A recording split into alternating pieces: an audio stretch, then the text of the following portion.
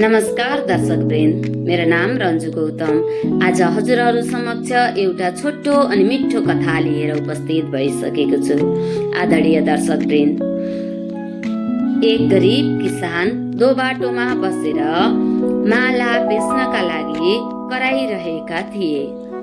जब ती गरिब किसान पत्थरका माला बेच्न कराइरहेका थिए, त्यही बाटोमा हिँडिरहेका एक सुन व्यापारीले सुन्छन् र उनी नजिक जान्छन् अनि सोध्छन्, भाइ, तिम्रा पत्थरका मालाका दाम कति हो? जब सुन व्यापारीले पत्थर व्यापारीलाई सोध्छन्, पत्थर व्यापारीले पनि भन्छन्, मेरो मालाको दाम 50 रुपियाँ गोटा हो दाजु। जब सुन व्यापारीले 50 रुपियाँ मूल्य सुन्छन्, उनी एकदम आश्चर्यचकित हुन्छन् अनि उनी दलाल गर्न थाल्छन्, मलाई 10 रुपियाँ गोटा देऊ, म तिम्रा सबै माला किनिदिन्छु। तर पत्थर व्यापारीले 10 रुपियाँ गोटा दिनलाई मान्दैनन्। धेरै बेर सुन व्यापारीले दलाल गरेपछि पत्थर व्यापारीले भन्छन्, दाजु, मेरो घरमा श्रीमती बिरामी भएकी छिन्। उनको दबाई गर्नको लागि मैले यी पत्थरका माला बेचेको हुँ। त्यसैले म हजुरलाई 10 रुपियाँ गोटा दिन सक्दिन। जब किसानले त्यसो भन्छन्, तब सुन व्यापारीले सबै किनिदिन्छु भन्दै लोभ देखाउँदै गर्छन्। तर पनि किसानले दिन मान्दैनन्। सुन व्यापारीलाई लाग्छ, अब म यहाँबाट हिँडे भने किसानले फेरि मलाई बोलाउँछन् अनि सबै माला अवश्य पनि दिन्छन्। तर त्यस्तो हुँदैन। जब सुन व्यापारी हिँडेर जाँदै गर्छन्, पछाडि फर्केर हेर्दै गर्छन्, किसानले उनलाई बोलाउँदैनन्। किसानले नबोलाएपछि सुन व्यापारी फेरि फर्केर आउँछन् र 50 रुपियाँ गोटै भए पनि म ती सबै माला किनिदिन्छु।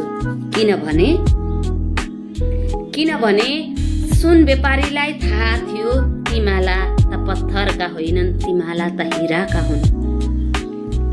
जब सुन व्यापारी 50 रुपियाँ नै गोटा मूल्य तोकेर आउँछन्, तब किसानसँग हातमा एउटा पनि माला हुँदैनन्। अनि सुन व्यापारीले पत्थर व्यापारीलाई भन्छन्, भाइ, खैलेऊ, तिम्रा म माला सबै 50 रुपियाँ गोटा नै किनिदिन्छु। तर किसानले भन्छन्, दाजु, मैले त माला अघि नै बेचिसकेँ। अर्कै व्यापारीले आएर सबै माला किनेर लगिसक्यो। जब किसानले सबै माला बेचेको कुरा सुन व्यापारीलाई भन्छन्, सुन व्यापारीले किसानलाई, धट बुद्धु, तिमी त कस्ता रहेछौ? ती तिम्रा माला त पत्थरका थिएनन्, ती तिम्रा माला त हिराका थिए, हिरा। तब जब सुन व्यापारीले किसानलाई हिराका माला थिए भनेर भन्दै गर्दा सुन व्यापारीलाई पत्थर व्यापारीले भन्छन्, हजुर दाजु, म त बुद्धु नै थिएँ, त्यही त मैले पत्थरका मालाको दाम 50 रुपियाँ गोटा भनेर भनेको थिएँ। मलाई त थाहा थिएन ती त हिरा हुन् भन्ने। तर हजुरलाई त थाहा रहेछ नि त, हजुरले किन ती हिराका मालालाई 50 रुपियाँ गोटा दिन मन्जुर गर्नु भएन?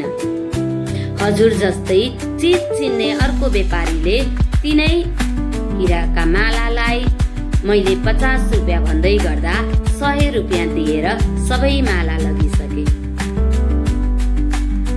तब सुन व्यापारीलाई पनि बोल्न ठाउँ नै हुँदैन अनि सुन व्यापारीले पनि मौन रहँदै आफ्नो बाटो लाग्छन्। आदरणीय दर्शकवृन्द, हामीले यो कथाबाट के शिक्षा पाउँछौँ भने हाम्रा जीवनमा पनि धेरै अवसरहरू आउँछन्, तर हामी ती अवसरहरूलाई धेरै बहानाहरूले थिचेर धेरै कारणहरू देखाउँदै हाम्रा अवसरहरूलाई उम्काउँछौँ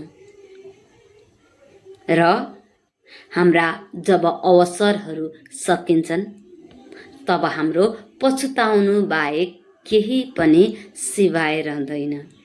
त्यसैले सधैँ आफूसँग आएको मौकालाई सही सदुपयोग गर्नुहोस्। सधैँ आफूसँग आएको अवसरलाई सही सदुपयोग गर्नुहोस्। जीवनलाई एक अवसर ठान्नुहोस्। धन्यवाद।